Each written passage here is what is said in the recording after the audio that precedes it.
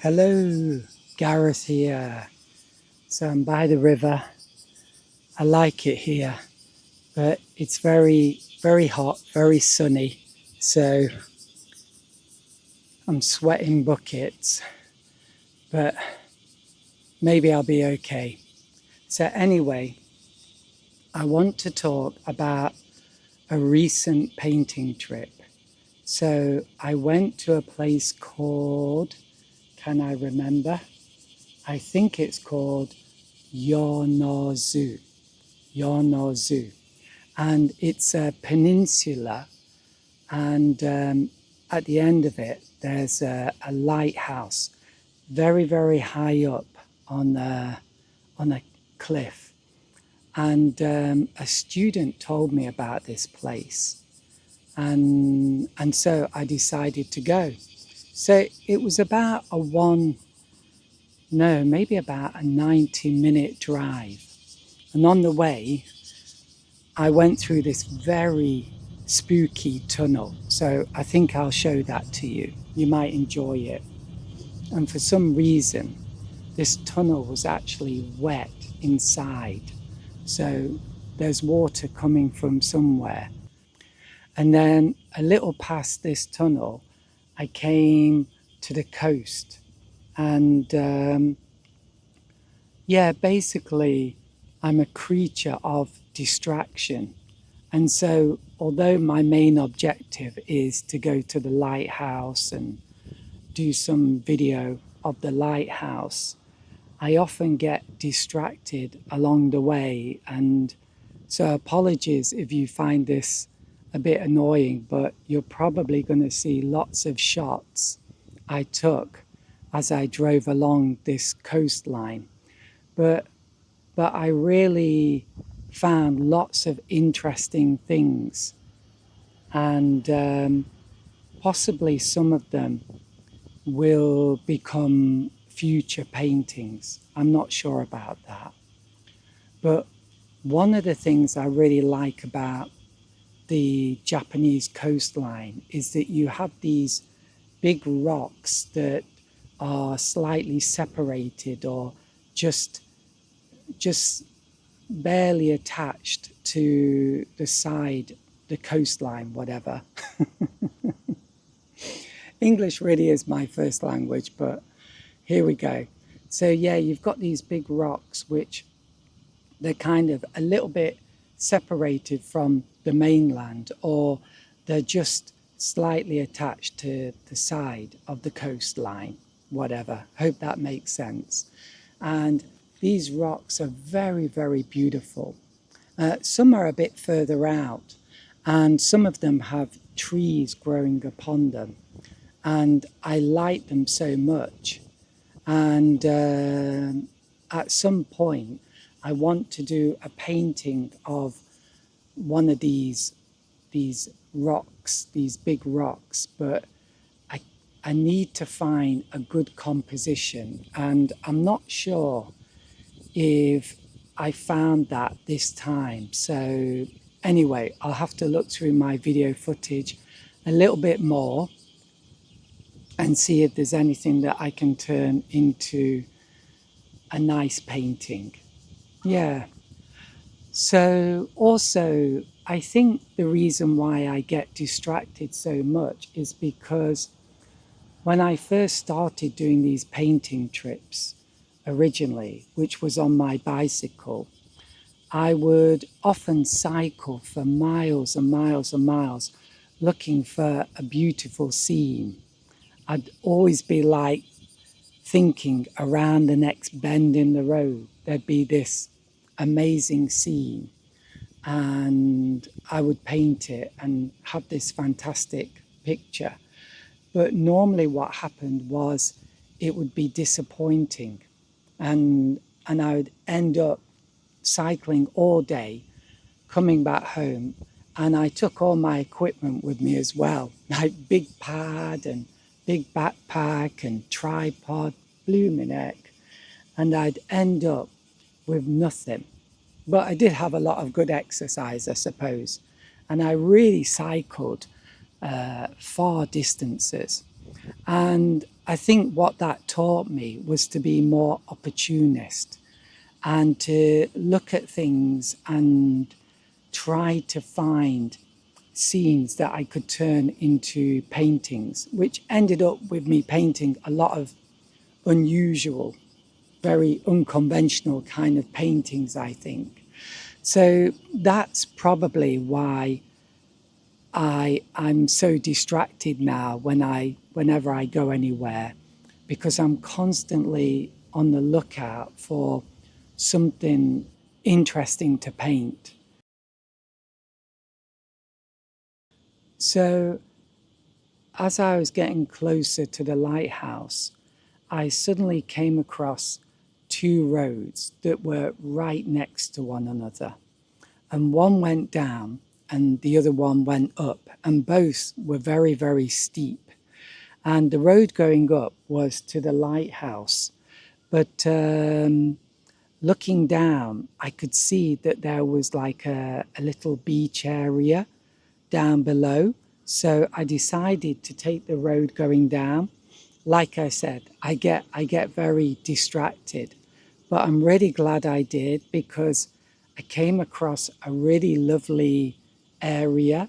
First of all, there were some nice houses and they looked really beautiful. I'll talk about that maybe later. But I also saw this, what looks like a stone building. It's probably concrete. But these kind of buildings are very rare in Japan. And I thought this one looked particularly interesting and not normal at all. So I just wanted to show that. And then I walked along this little path, and it took me once again to like a big rock that was in the water. And and next to it was a beautiful bay, little bay, but it was very, very beautiful. And anyway, this rock that was in the water, somebody had made a bridge to it, and then they'd made like a concrete path you could walk along.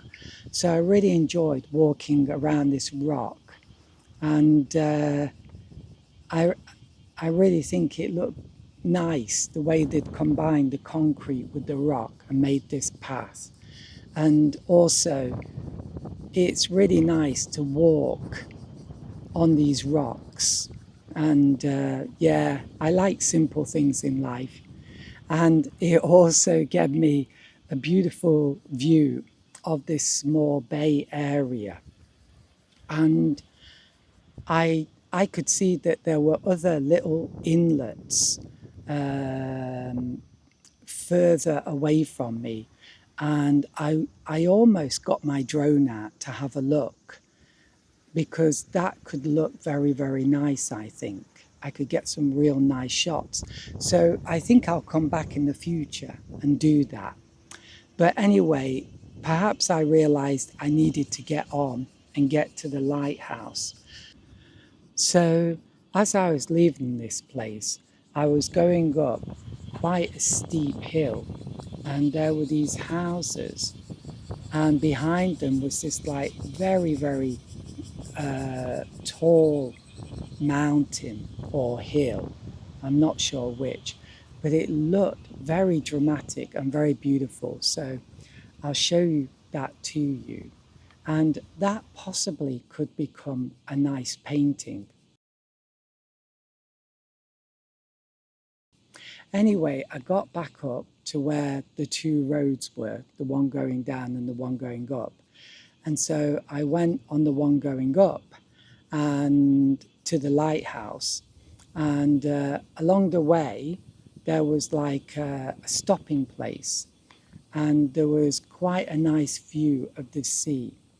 And I think I could have my directions wrong here, but I think this was the most eastern part of the island of Kyushu, which is where I live. This is quite a big island, one of the four big islands that mostly make up Japan.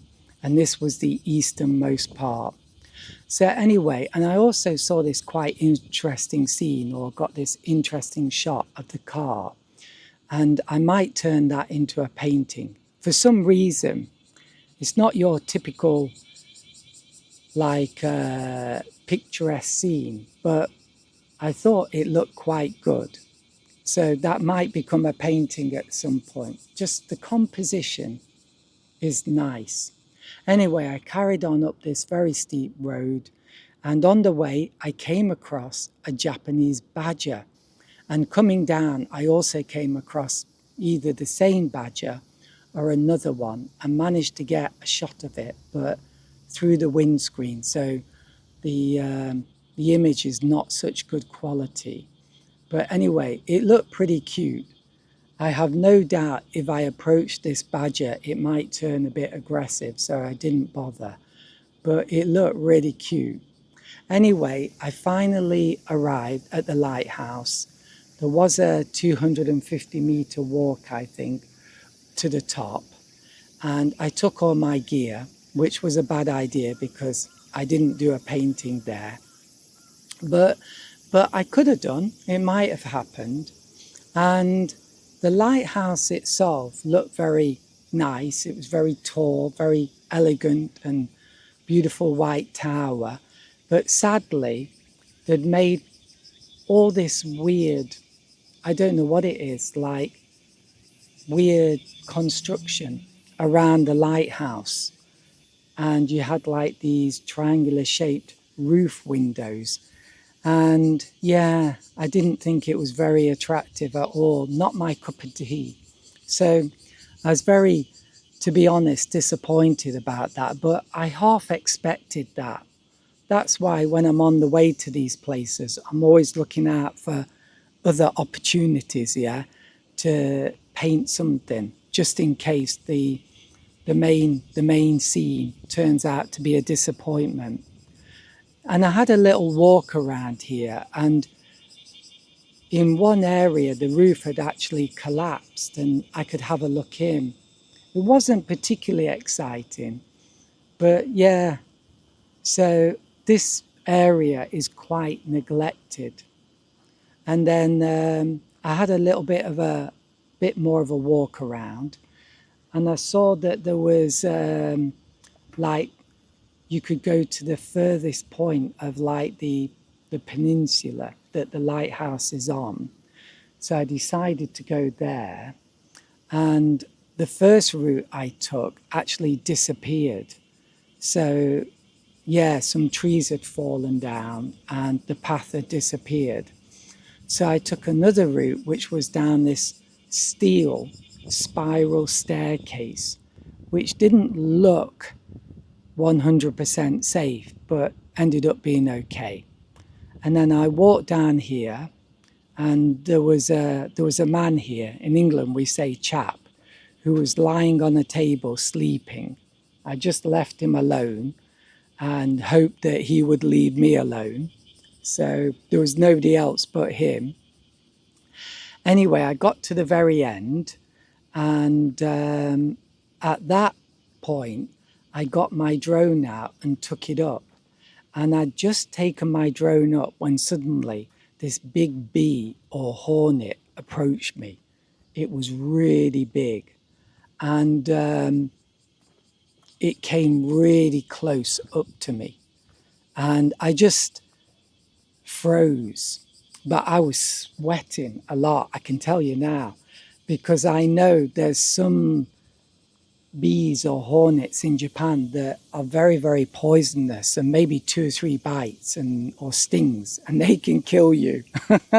And I was an idiot, because I'd gone there in like my shorts and a short sleeve top. And this is like very, very, very wild Japan. So you've got snakes, real big insects, and dangerous bees. So that was a bad idea. Luckily, I was wearing a white top, and they don't like bright colours, so thank goodness for that. So it hovered around me for quite a while, moving around various areas. And at one point, I thought it was going to go under my hat and stop there. So I was a bit worried about that, but luckily it went off. And I don't know for sure, but I think possibly the sound of my drone might have attracted it.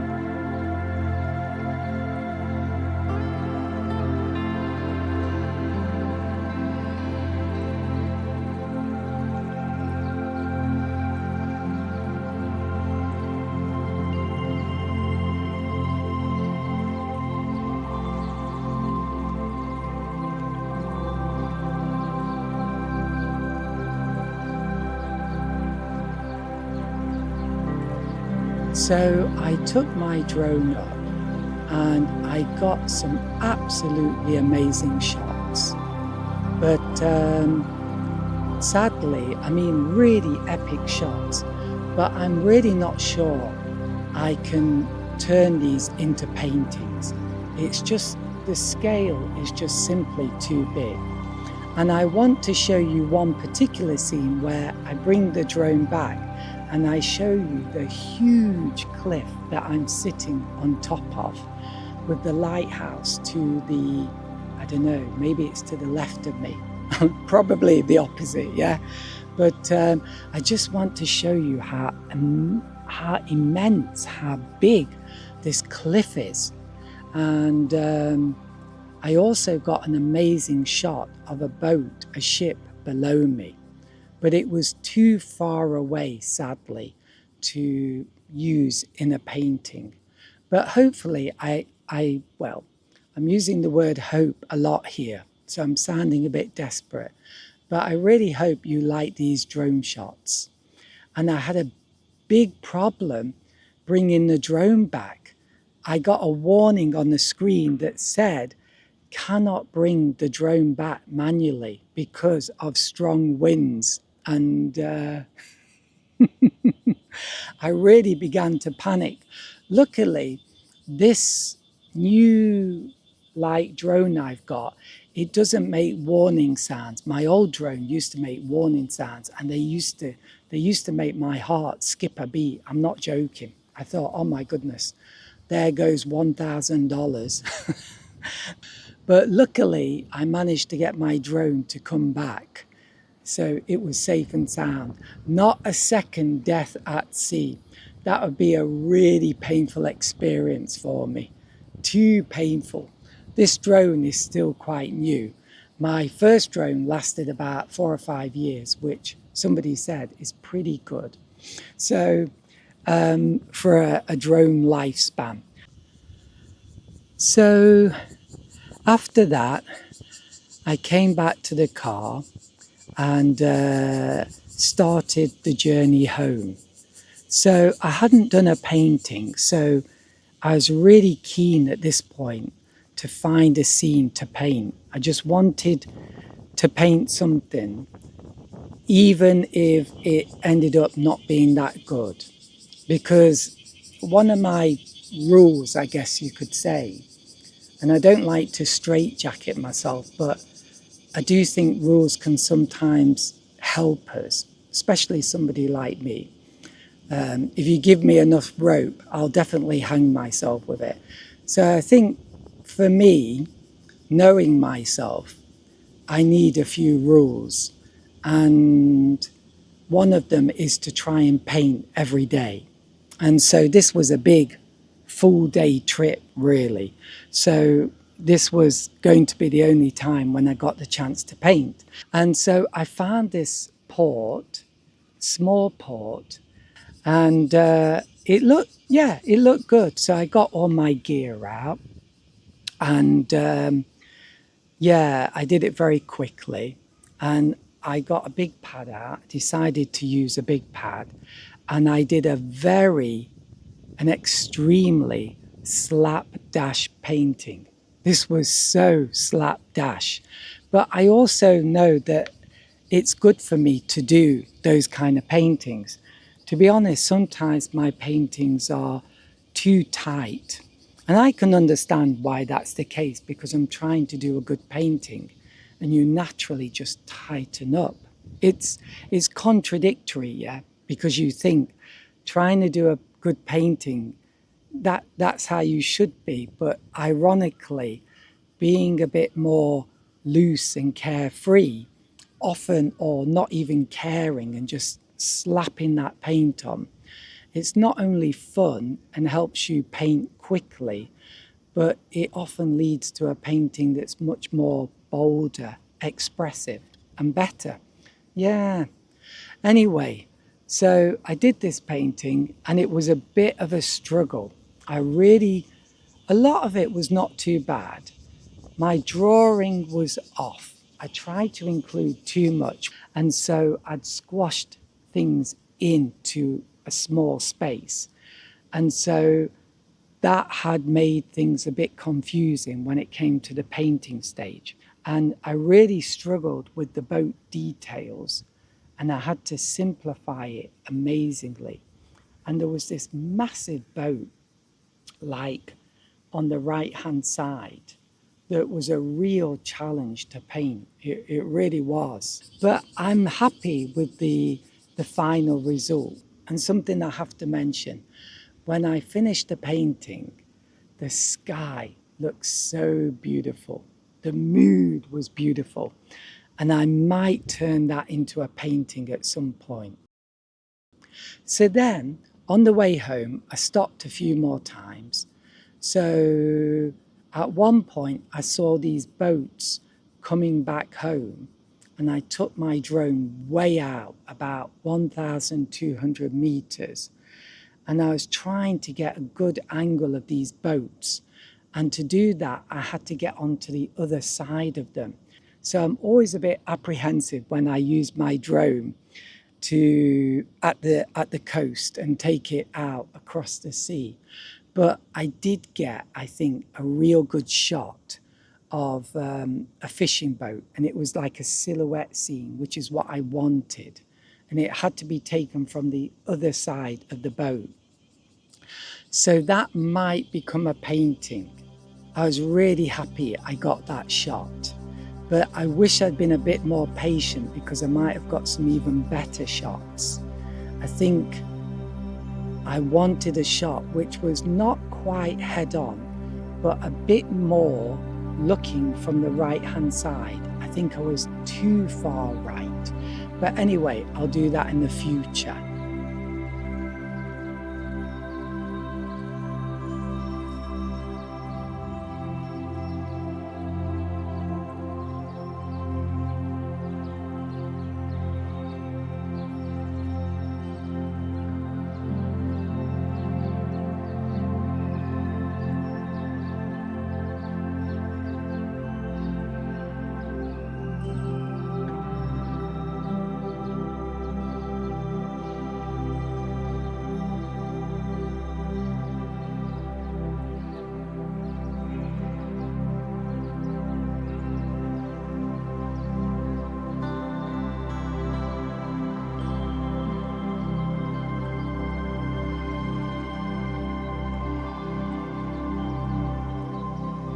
I continued on the way home, but I stopped several times because the scene looked really beautiful.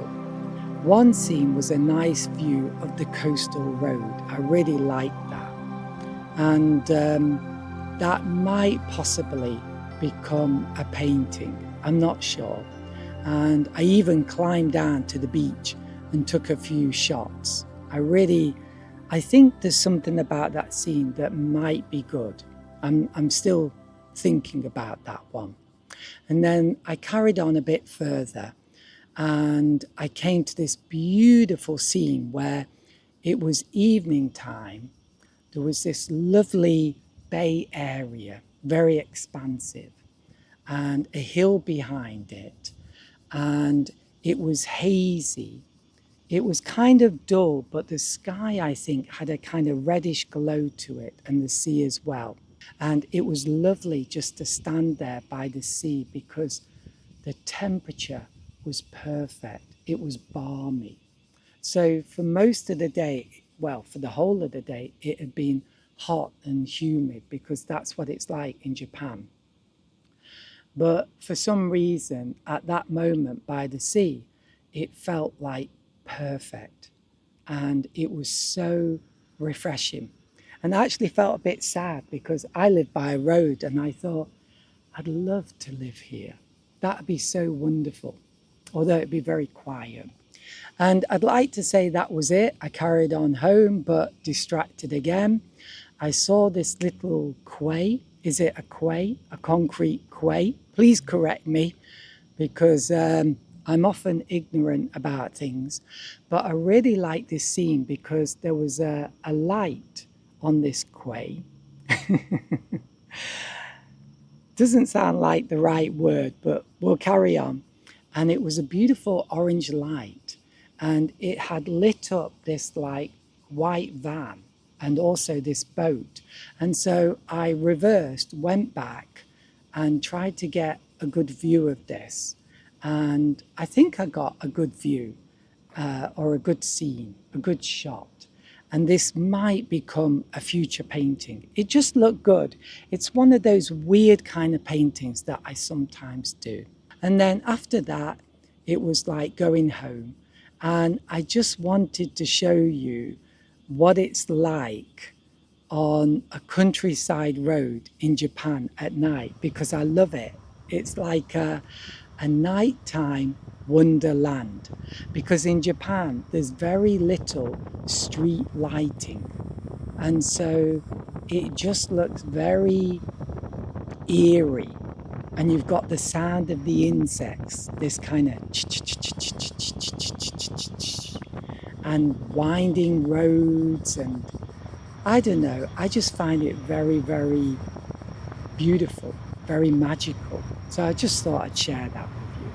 And so anyway, if you've gotten to this point, I want to thank you so much, and a comment would be much appreciated. Also, I do sell original paintings, and I also do lessons. So if you're interested in that, there are links in the description box. So bye for now, and wherever you are, I hope life is good. And if it isn't, I hope it's going to get better. Bye for now.